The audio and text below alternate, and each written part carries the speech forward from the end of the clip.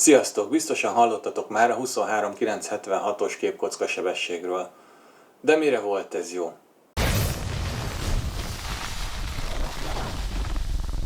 A képfrissítés vagy frame rate a másodpercenként megjelenített képkockák száma. A név még a katódsugárcsöves tévékről maradt, de ma is igaz attól függetlenül, hogy a tévé már kicsit máshogy működik. A PAL esetében 25, az NTSC esetében 29,976. Hogy ez hogy jött ki nekik, nézzétek meg az NTSC szabványról készült videót. A film, mint moziban használatos hordozó esetében 24 kocka volt másodpercenként. Ennek mikéntjéről majd egy másik videóban. Nos, ezt a 24-et kellett valahogyan összehozni az NTSC tévén lejátszható szabvánnyal. És mivel színes a rendszer, a 29,976-os megjelenítőkön kell tudnia működni valahogyan, és ezzel összhangba kell rángatni. Ezért a 2-3 vagy 3-2 pull-down módszert alkalmazzák, vagyis bizonyos kockák az előző vagy a következő kockák félképét is tartalmazzák. A név a pull-down, vagyis lehúzás abból adódik, hogy valóban fizikailag lehúzzák a filmanyagot egy kockával a dupla szkennelés miatt. Emiatt végül is a 24-et lassítani kellett 23,976-ra, hogy a színsegédvivők is 3-mal oszthatóak legyenek.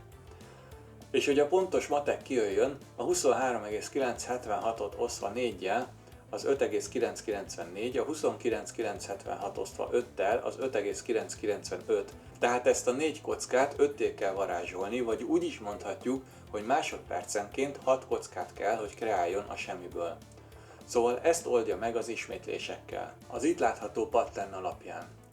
Az, hogy 2-3 vagy 3-2 lényegében mindegy, a különbség csak annyi, hogy egy kockával arrébb kezdi el ugyanezt. Ez persze elfogadható minőséget produkál, de azért nem igazán szép.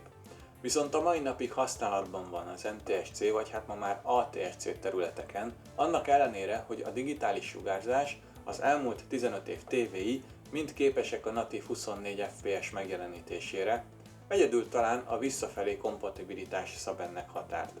Szóval Európában teljesen értelmetlen a 23,976, egyébként szerintem ma már Amerikában is, sőt a legértelmetlenebb az az új filmek 23,976-ban való forgatása, ugyanis a jövő kijelzőin, formátumain folyamatosan korlátozva lesznek ezek az anyagok, vagy újabb módszereket kell majd keresni a konvertálására, de hát egyenlőre marad. És főleg azt kell figyelembe venni, hogy a filmkészítés ma már digitális kamerákkal történik leginkább, nem filmkamerákkal, tehát teljesen feleslegesen korlátozzák be magukat a 24 fps-hez, amit sokan filmesebbnek tartanak. No de ott a másik oldal, akik meg szeretnének az úgynevezett high frame rate-ekben forgatni, vagyis 48 frame per szekundumban, mert sokkal szebb mozgásokat jelentene. Ma már van elég tárhely, elég gyors gépek, tehát nincs technikai akadálya ennek, csak a nosztalgia. Viszont, amikor mégis konvertálgatni kell különféle anyagokat, nagyon gyakori, hogy hibás lesz, ugrálnak, remegnek a mozgások, gyorsítanak, lassítanak, stb.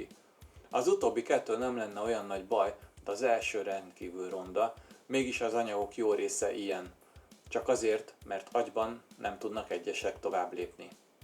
Köszönöm, hogy megnéztétek, iratkozzatok fel, lájkoljatok, találkozunk legközelebb, sziasztok!